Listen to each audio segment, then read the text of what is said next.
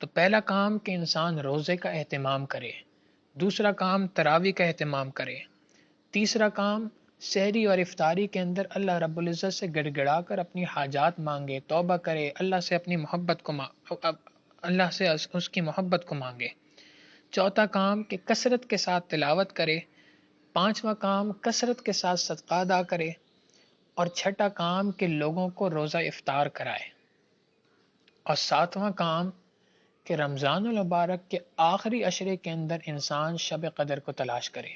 حدیث مبارکہ میں ہے، نبی علیہ الصلوۃ والسلام نے فرمایا کہ شب قدر رمضان المبارک کے آخری عشرے کی طاق راتوں کے اندر شب قدر کو تلاش کیا کرو۔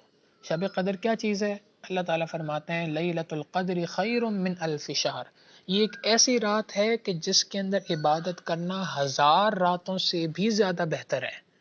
یعنی اس ایک رات کے اندر عبادت کرنے سے اللہ رب العزت 1000 راتوں سے بھی زیادہ عبادت کرنے کا انسان کو ثواب عطا فرماتے ہیں۔ تو یہ تو ایک بہت بڑی اپورچونٹی ہے ہمارے پاس کہ ہم اس رات کو تلاش کریں، اور نبی علیہ السلام نے بتا دیا کہ یہ رات 5 راتوں میں سے کوئی ایک رات ہے، طاق راتوں میں سے، یہ تو 21ویں کو ہوگی، 23ویں کو ہوگی، 25ویں کو ہوگی، 27 کو ہوگی یا 29 کو ہوگی۔ تو 5 راتیں کے اندر خوب ڈٹ کے عبادت کریں، عبادت کے اندر تھوڑا اضافہ کر لیں، شب قدر انسان کو اس کے اندر نصیب ہو جائے گی۔ اور 8واں اور آخری کام کہ اس آخری عشرے کے اندر اعتکاف کا اہتمام کرنا، مرد مسجد کے اندر اعتکاف کریں، عورتیں خواتین اپنے گھروں کے اندر اعتکاف کریں۔ نبی علیہ الصلوۃ والسلام نے اس عبادت کو کثرت کے ساتھ کیا، پابندی کے ساتھ، اہتمام کے ساتھ کیا۔ نبی علیہ الصلوۃ والسلام جتنے سال حیات رہے، اللہ کے محبوب صلی اللہ علیہ وسلم ہر سال اعتکاف فرمایا کرتے تھے۔ ایک سال کسی غزوے کی وجہ سے اعتکاف نہ فرما سکے تو اس کی قضا اگلے سال اس طور پہ کی کہ 20 دن اعتکاف کو بیٹھے۔ اللہ اکبر۔ اور حدیث مبارکہ میں نبی علیہ السلام نے فرمایا من اعتکف ایمانا و احتسابا غفر له ما تقدم من ذنبه، جو شخص اعتکاف کرے گا اس حال میں کہ وہ ایمان والا ہو اور اس کو ثواب کی امید ہو، اللہ سے یقین ہو کہ اللہ تعالیٰ مجھے اس پر ثواب عطا فرمائیں گے، اللہ رب العزت اس کے پچھلے تمام گناہوں کو معاف فرما دیا کرتے ہیں۔ تو یہ بھی بہت بڑی فضیلت کی باعث ہے، تو لہٰذا اعتکاف کا اہتمام کریں۔ حدیث سے پتہ چلتا ہے کہ معتکف اگر سو بھی رہا ہو تو بھی اس کا نام اعمال کے اندر اجر لکھا جا رہا ہوتا ہے، اس کا سونا بھی عبادت ہے، اس کا جاگنا تو عبادت ہے ہی صحیح، اس کا سونا بھی اللہ رب العزت نے عبادت رکھا ہے۔ تو 10 دن 24 گھنٹے کی یہ عبادت ہے، لہٰذا کوشش کریں، اہتمام کریں کہ اس آخری عشرے کے اندر ہم اعتکاف بیٹھیں، اپنے تمام ضروری کاموں کو سے پہلے سے فراغت حاصل کر لیں، اور ہر کام سے فارغ ہونے کے بعد یہ 10 دن خاص طور پہ اللہ رب العزت کی عبادت کے لیے مختص کر لیں۔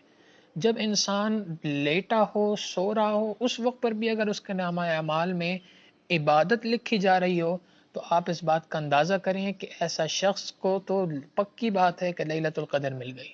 یہی وجہ ہمارے بزرگوں نے لکھا کہ معتکف کو اعتکاف کی وجہ سے شب قدر مل جایا کرتی ہے، معتکف شب قدر سے محروم ہو جائے یہ بات ہو نہیں سکتی۔ لہٰذا اس بات کا اہتمام کریں کہ ہم اعتکاف کریں، اعتکاف کا اہتمام کریں، اپنی مسجدوں کے اندر اعتکاف کے لیے بیٹھیں۔ تو یہ 8 اعمال ہیں، جو شخص ان 8 اعمال کو کرے گا، اگرچہ ساری رات جاگ کر عبادت نہ کر سکے، اگرچہ ہمارے بڑوں کی طرح بڑی بڑی لمبی چوڑی عبادتیں نہ کر سکے، مگر ان 8 مختصر سے اعمال کو کرے گا، اس کی برکت سے اللہ رب العزت اس کو رمضان المبارک کی برکات سمیٹنے کی توفیق عطا فرما دیں گے، اس کو اپنے اولیاء میں اللہ رب العزت شامل فرما دیں گے۔ یہ 8 کام وہ ہیں جو انسان کرے، اور 2 کام وہ ہیں کہ جو انسان نے ہمیں نہیں کرنے۔ اس رمضان المبارک میں 2 کام نہیں کرنے۔ ایک کام تو یہ ہے کہ انسان اپنے آپ کو گناہوں سے بچائے، 100% اس بات کی نیت کر لیں کہ میں نے کوئی گناہ اس رمضان المبارک میں نہیں کرنا، نہ جھوٹ بولنا ہے، نہ غیبت کرنی ہے، نہ کسی کے ساتھ بد زبانی کرنی ہے، کسی قسم کا کوئی گناہ اس طرح کا نہیں کرنا، نہ میں نے کسی سے کاروبار کے اندر جھوٹ بولنا ہے، نہ کسی سے لین دین میں خیانت کرنی ہے، اس طرح کا کوئی کام میں نے نہیں کرنا، کسی قسم کا کوئی گناہ نہیں کرنا۔ اس رمضان میں نے نظروں کی حفاظت کر کے دکھانی ہے۔ اس بات کی نیت کر لیں کہ میں یہ رمضان المبارک 100% گناہوں سے بچتے ہوئے گزاروں گا۔ جب یہ نیت کر لیں گے، اب اس کے بعد اگر بشری تقاضے کی بنیاد پر کبھی گناہ ہو بھی جائے تو فوراً اللہ رب العزت سے استغفار کریں، اور اس بات کا تہیہ کر لیں کہ یہ رمضان میں نے حد الامکان ہر قسم کے گناہ سے بچ کے گزارنا ہے۔ اور دوسری بات کہ اپنے آپ کو لایانی کاموں سے بچانا ہے۔ لایانی کام اس کو کہتے ہیں کہ ایسا کام جس کا نہ دنیا کا کوئی فائدہ نہ آخرت کا کوئی فائدہ۔ مثال کے طور پہ انسان سوشل میڈیا سرفنگ کر رہا ہوتا ہے، انٹرنیٹ پہ بیٹھ کے، واٹس ایپ، ٹویٹر پہ، فیس بک پہ، یوٹیوب پہ بس ویسے ہی بیٹھا ہوتا ہے شغل کے لیے۔ جی کیا کر رہے ہو؟ میں ٹائم پاس کر رہا ہوں، ٹائم کو کل کر رہا ہوں۔ ٹائم پاس نہیں ہو رہا ہوتا بلکہ وقت ضائع ہو رہا ہوتا ہے۔ تو اپنے آپ کو اس سے بچائیں۔ شاہ عبد القادر رائے پوری رحمۃ اللہ علیہ کے بارے میں آتا ہے کہ جب رمضان المبارک کا مہینہ آتا تھا تو اپنے خادم کو ایک بوری دے دیا کرتے تھے اور کہا کرتے تھے کہ بھائی رمضان کے اندر جتنے بھی خطوط آئیں وہ سارے کے سارے خطوط اس بوری کے اندر ڈال دینا، اگر اللہ نے زندگی دی تو رمضان المبارک کے بعد اس بوری کو کھول کر تمام خطوط پڑھ کے ان کا جواب دوں گا۔ تو ہمارے بزرگوں کا تو حال یہ تھا، ان کے پاس کوئی دنیاوی خطوط نہیں آتے تھے کہ دنیا کا کوئی بزنس کر رہے تھے جس کے خطوط آتے تھے، نہیں، ان کے پاس اپنی اصلاح کے لیے لوگ خطوط لکھتے تھے، دینی کام تھا، مگر اس کے باوجود وہ خطوط رمضان میں نہیں پڑھا کرتے تھے۔ ہمارے بڑے اگر رمضان المبارک میں دینی خطوط بھی نہیں پڑھا کرتے تھے، ہم اس بات کا تہیہ کر لیں کہ ہم اس رمضان المبارک میں اپنے انٹرنیٹ کو تالا لگا دیں گے، صرف ضرورت کے لیے استعمال کریں، جتنی جس کی ضرورت ہو بقدر ضرورت استعمال کریں، باقی سوشل میڈیا کے اوپر ویسے ہی سرفنگ کرنے سے اپنی اجتناب کریں اور اس سے اپنے آپ کو بچائے۔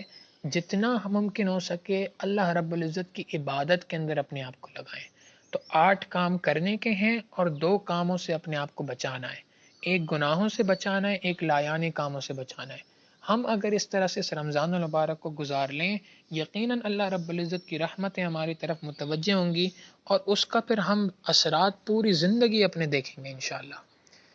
آپ یوں سمجھ لیں جیسے ایک دکاندار ہوتا ہے نا، اس کو پتہ ہوتا ہے کہ جی میرا عید کے اوپر سیل کا سیزن ہوتا ہے، اس سیزن کے اندر میں جو کما سکتا ہوں میں کما لوں، لہٰذا وہ کئی مرتبہ ایسا ہوتا ہے گھر سے کھانا لے کے جاتا ہے نا، تو وہ کھانا بھی ویسے ہی واپس لا کر گھر پہ رکھ دیتا ہے۔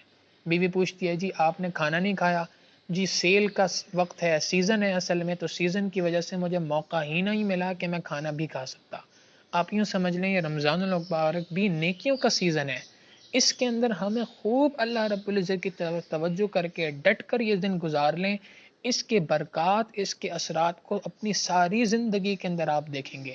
اللہ رب العزت ہمیں رمضان المبارک کا مہینہ صحیح طور پہ گزارنے کی توفیق عطا فرمائے اور اس رمضان المبارک کی برکت سے ہمیں اپنی محبت، اپنا تعلق نصیب فرمائے۔ وآخر دعوانا ان الحمد للہ رب العالمین۔